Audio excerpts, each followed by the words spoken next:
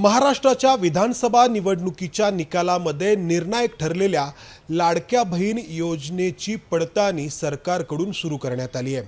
ही पडताळणी करताना जे 3 निकष पडताळले जाणार आहेत त्यापैकी पहिल्या निकषासाठी ही पडताळणी सुरू होती आहे, ज्यामध्ये ज्या लाभार्थी महिला आहेत आणि त्यांच्या घरी 4 चाकी वाहन आहे अशा महिलांच्या घरोघरी जाऊन खरंच त्यांच्या कुटुंबामध्ये कोणाच्या नावावरती 4 चाकी वाहन आहे का याची पडताळणी करण्यात येणार आहे आणि त्यासाठीचा डेटा, त्यासाठीची माहिती ही परिवहन विभागाकडून अर्थात RTO कडून उपलब्ध करून देण्यात आलेली आहे आणि हे काम पुन्हा एकदा अंगणवाडी सेविकांवरतीच सोपवलं जाणार आहे।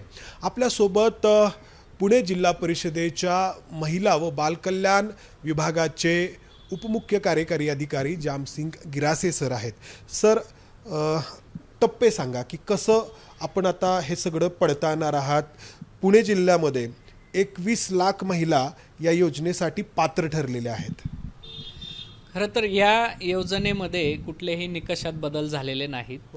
जे अर्ज लाभार्थ्यांनी सादर केलेले आहेत ते त्यांनी त्यावेळेस त्यांचं हमीपत्र देऊन सादर केलेले आहेत आणि त्यांना लाभ आतापर्यंत मिळतो आहे। आम्ही आता फक्त की जे खरे लाभार्थी असतील त्यांच्यापर्यंत लाभ मिळावा हा एक त्यामागचा उद्देश आहे। आणि आपण मागे आव्हानही केलं होतं की ज्यांना हा लाभ नको असेल किंवा जे अपात्र असतील ते स्वतःहून हा लाभ सोडू शकतात। त्यामध्ये फार अल्प प्रतिसाद मिळाला। नंतर शासन स्तरावरनं असे निर्देश आले की आम्ही आपल्याला परिवहन विभागाकडनं जी यादी त्यांच्याकडे प्राप्त झाली आहे ती यादी आम्ही आपल्याला पाठवतोय जिल्ह्याला, आणि जिल्हा स्तरावरनं तुम्ही त्या यादीचे मार्फत अंगणवाडी सेविका आणि आमच्या ज्या पर्यवेक्षिका आहेत, बालविकास प्रकल्प अधिकारी आमच्या तालुक्याला असतात, त्यांच्या नियंत्रणाखाली हे त्यांनी एक कामकाज करायचं आहे की त्या यादीप्रमाणे त्यांनी कन्फर्म करायचं की तिथं खरंच त्यांच्याकडे 4 व्हीलर आहे का। जर त्यांच्याकडे 4 चाकी वाहन असेल असं दिसून आलं आणि त्यांनी लाभ घेतलेला आहे असंही दिसून आलं तर अशा व्यक्तींचे जे असे लाभार्थी असतील यांची आम्ही यादी तयार करणार आणि ही यादी आम्ही शासनाला पाठवणार आहोत। याबाबतचे असे आम्हाला निर्देश आलेले आहेत आणि पुढील जी काही कार्यवाही करायची आहे त्याबाबत आमचे माननीय मुख्य प्रधान सचिव आहेत त्यांच्यामार्फत जे निर्देश येतील त्याप्रमाणे कार्यवाही करण्यात येणार आहे। म्हणजे समजा अमुक एक महिला आहे आणि त्या महिलेच्या कुटुंबातील कोणा सदस्याच्या नावावरती 4 चाकी वाहन आहे अशी माहिती परिवहन विभागाकडून म्हणजे RTO विभागाकडून जी प्राप्त झालेली आहे तर त्याची पडताळणी होते, बरोबर? हो, पण RTO विभागाकडनं आम्हाला जी यादी मिळाली किंवा मिळते आत्ता ती अशी गावात किती लोकांकडे वाहनं आहेत ती माहिती असणार आहे, परंतु ज्या अर्थी लाभार्थ्यांनी हमीपत्र दिलेलं आहे म्हणजे आम्ही त्या हमीपत्राच्या आधारेच त्यांना पात्र केलेलं आहे, म्हणजे त्यांच्याकडे 4 चाकी वाहन नाही असं त्या महिलेने हमीपत्र दिलेलं आहे। कारण प्रत्येक महिलेनी अर्ज दाखल करताना हमीपत्रावरती सही केलेली आहे। आता त्यावेळी ही सही केली त्या महिलेनी, मात्र त्याची पडताळणी आता होते।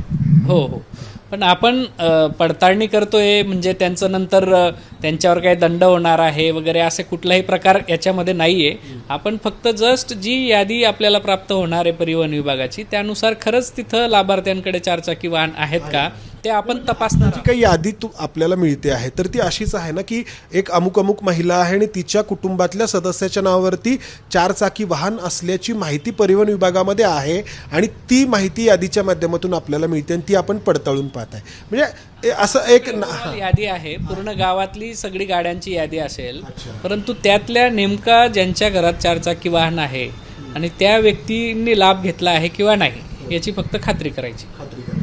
आता पुणे जिल्ह्यामध्ये 21 लाख लाभार्थी महिला आहेत, तर मग वाहनांची यादी आपल्याकडे किती आलेली आहे, किती वाहनं 4 चाकी आहेत असं आपल्याकडे आलेलं आहे या लाभार्थी महिलांच्या कुटुंबातील कोणा सदस्याकडे?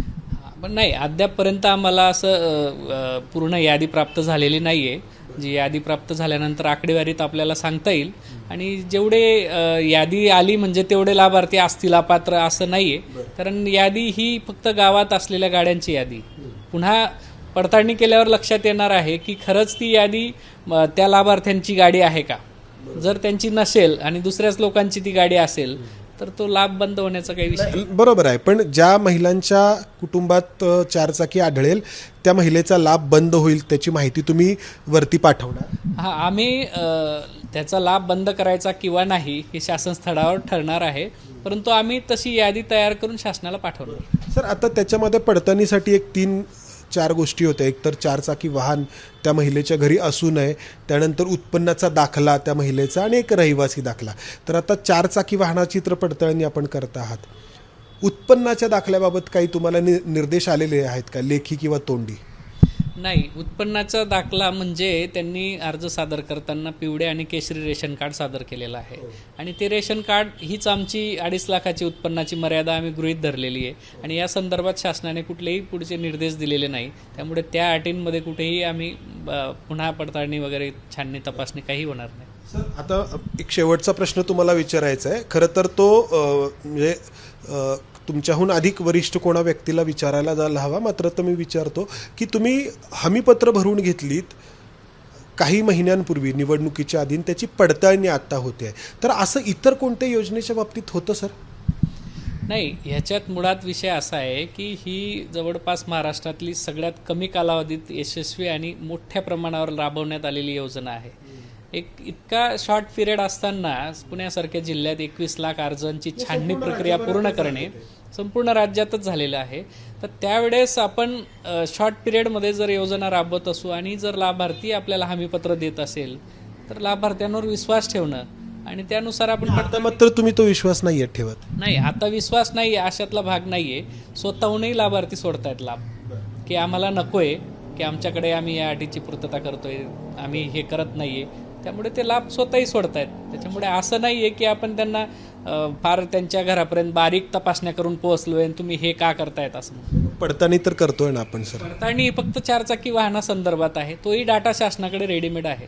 बघा, आमच्याकडे यापूर्वी काही योजनांचे लाभार्थी होते की ज्यांनी दुसऱ्या योजनेत लाभ घेतलेला होता आणि इकडेही अर्ज केला, तर तो आम्ही ऑटो डिलीट. याच्यामध्ये ते निकष आहेत की आणखी कोणत्या योजनाचे, तर याची पडताळणी कधी करणार तुम्ही? इतर योजनांचा जर त्यांनी लाभ घेतला असेल तर तो लाभ आम्हाला NICच्या पोर्टललाच रिफ्लेक्ट झाला आणि तो आम्ही ऑटोमॅटिक त्यांचा डिलीट केलेला आहे, त्याच्यामुळे त्यांना मिळालेच नाही. मिळालेलं नाहीये. बरं, आता याची पडताळणी घरी खरंच चारचाकी वाहन आहे का, कधीपासून सुरू करणार आहात आपण? ह्याचे शासनाचे निर्देश प्राप्त झाले की आम्ही लगेच ती सुरू करणार आहोत. धन्यवाद सर. तर गिरासे सर त्यांचं काम करतायत, मात्र विषय आहे तो धोरणाचा. धोरण आखणाऱ्यांनी, ते राबवणाऱ्यांनी ही योजना जेव्हा लागू केली तेव्हा एक हमीपत्र भरून घेतलं प्रत्येक महिलेकडून, महिलेनी त्यावरती सही देखील केली. त्यामुळं ज्या कोणी महिला या योजनेच्या लाभार्थी आहेत त्यांना आता असं म्हणता येणार नाही की तुम्ही त्यावेळी तसं म्हणाला होता, तर त्यावेळेच्या त्यांच्या हमीपत्राच्या सहीचा आधार घेऊन आत्ता त्यांच्याकडे चारचाकी वाहन आहे का याची घरोघरी जाऊन पडताळणी केली जाणार आहे. निवडणुकीच्या आधी ज्या योजनेसाठी महिलांना बोलावून त्यांचे अर्ज दाखल करून घेतले गेले, त्याच महिलांच्या घरोघरी जाऊन आता त्या खरंच पात्र आहेत का याची पडताळणी केली जाणार आहे. हाच फरक आहे निवडणुकीच्या आधीचा आणि निवडणुकीच्या नंतरचा. कॅमेरामन राजेश बिडकर, मंदार गोंजारी, ABP माझा, पुणे. ABP माझा, उघडा डोळे बघा नीट.